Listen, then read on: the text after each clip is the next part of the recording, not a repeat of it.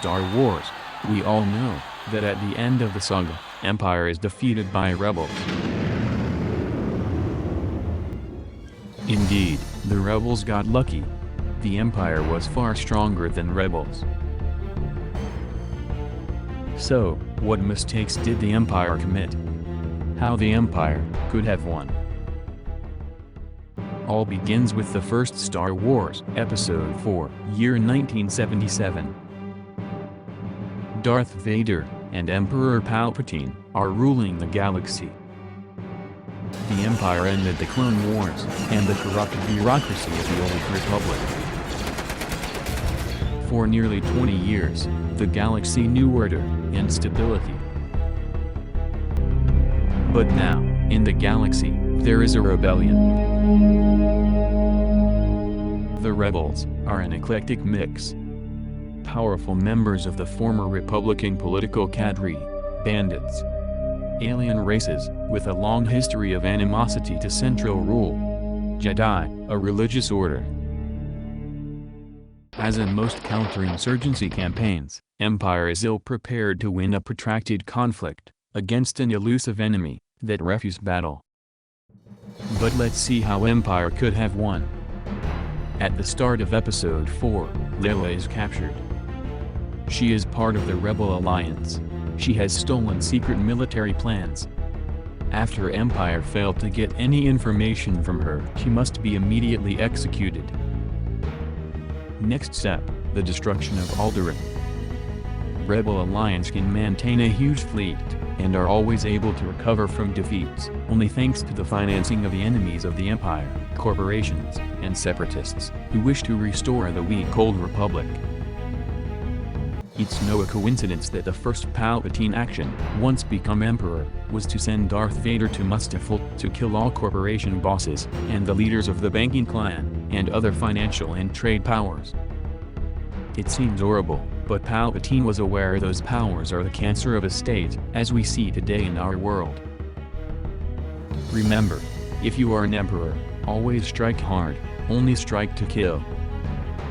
Alderaan is one of the powers who support rebels, and a key supply base and weapons producer for the rebellion. The Death Star is used to destroy Alderaan, giving an example to everybody willing to support terrorism. If you hear the Death Star could obliterate your planet in 5 seconds, you will become a respectful citizen. The Death Star is a great weapon. It's a massive space station, with a diameter of 160 kilometers, almost the dimension of Switzerland. Its super laser can destroy little worlds and moons. It is crewed by 1,200,000 military personnel and 500,000 civilians. Interesting to note that the Death Star is a symbol of destruction for rebels, but among the planets loyal to Empire, the Death Star is a symbol of protection against robberies and violences of rebel partisans. After the destruction of Alderaan, there is the fight between Darth Vader and Obi-Wan Kenobi inside the Death Star. Kenobi is killed. He had no chances. Darth Vader is the most powerful practitioner of the Force ever. Han Solo and Luke Skywalker are on the Death Star too, but Imperial forces let them run away. Following them, the rebel base is discovered, on a moon of Yavin. Now, why risk the Death Star? It has lot of flaws. All new weapons, tanks or aircraft, need some years to be calibrated. But Empire can deploy a sufficient number of forces to easily crash all that rebel scum, even without the Death Star. Empire rules over 50 million inhabited planets. The Imperial Navy have at its disposal thousands of star destroyers. Sure, they cannot muster all their force, but a little fraction of this army is more than enough. First of all, Imperial Navy should have formed a defensive blockade around Yavin to prevent the rebels from escaping. Then, send elite Imperial stormtroopers to finish the job. The stormtroopers are the main ground force of the Empire, far superior to the rebel combatant. Rebel will be able to run away, but with heavy losses. Forcing them out of the base they had worked years to build. They will find another base somewhere, but it's only a matter of time we discover it. Some years at most. In those years, Empire have to create a strong rapid intervention force. Particularly, we need the ability to quickly amass soldiers on the front line. Empire has a gigantic fleet, but it seems they have no ability to get boots on the ground. We need more AT-AT tanks. The AT-AT is the main tank of the Empire. It is a quadruped combat vehicle, 20 meters tall. The firepower is impressive. Two 122mm blaster guns, two 88mm blaster guns, two 37mm blaster machine guns.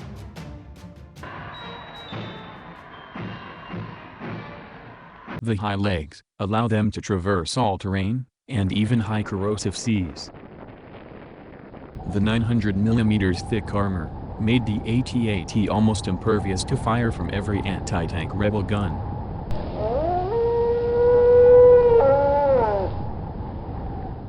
However, they are slow, maximum 60 km/h. And legs are vulnerable to attack with rope.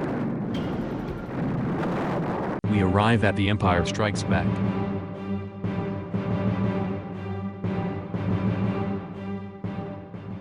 After 3 years, the new rebel base is discovered at Hoth. Let's see the error to avoid at Hoth. First error, the Empire fleet comes out of hyperspace to close the planet, allowing the rebels to activate their shield in time to withstand bombardment. The second error is to deploy the AT-AT camel tanks first, without AT-STs, the two-legged walkers capable of defending the AT-ATs from aerial attacks. As all main heavy tanks, AT-AT lack of anti-aircraft defense. Time was against the Empire, but waiting for reinforcements would have probably sped our advance. Other error, infantry arrived too late. Infantry are the most important element to a ground invasion. Another error, no air cover. TIE fighters would have made the lines of the rebels a nightmare by strafing and bombing them. TIE fighter is the standard Imperial fighter. It's easy to drive, fast, and cheap to produce. Primary armament is a pair of 20mm length S1 laser cannons. Avoiding these errors, the Battle of Hoth will be a disaster for the Rebel Alliance.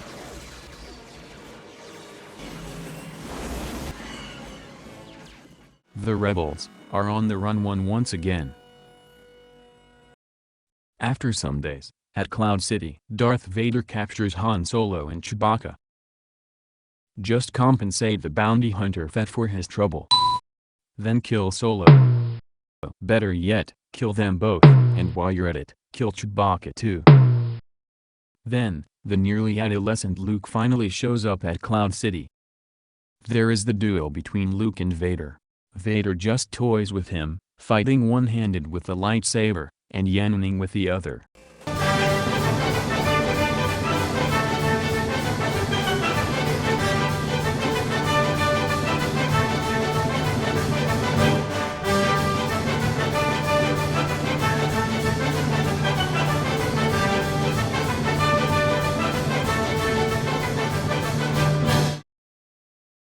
If not possible to bring him into the family business, kill him.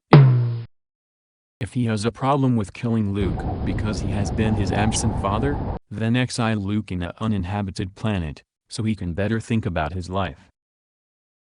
Rebels will now risk everything at Endor, using their whole fleet. Empire use the Death Star as bait, and the rebel fleet will fall into a trap. Over the thermal exhaust port of the Death Star, there is now a metal grate. However, Inside the Death Star, there are civilians and women too. So, the destructions of the Death Star could be a crime of war.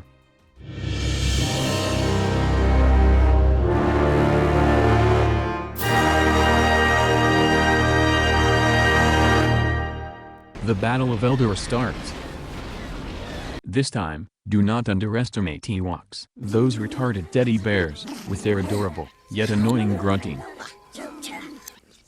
Carpet bombed that entire damn moon, and wiped out those fuzzy little bastards, ending the problem.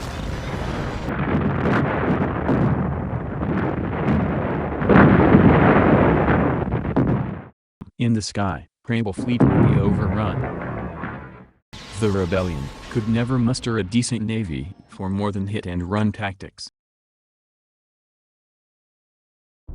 After the defeat of Endor, rebels will cease to be a military threat for the Empire. Sure, they will perform some terrorist attack somewhere, but nothing more.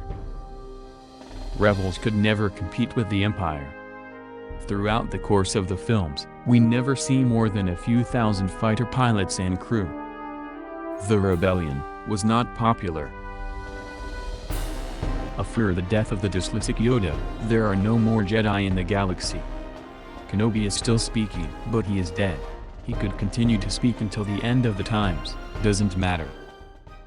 The Jedi were supposed to be the guardians of peace and justice, but the Jedi had been the source of the Republic's worst crises. Under their rule, slavery was uncontrolled. The young Darth Vader and his mother were slaves. Conversely, it seems there are no slaves into the Empire organization. So the Empire, for boomers, is symbol of freedom and justice.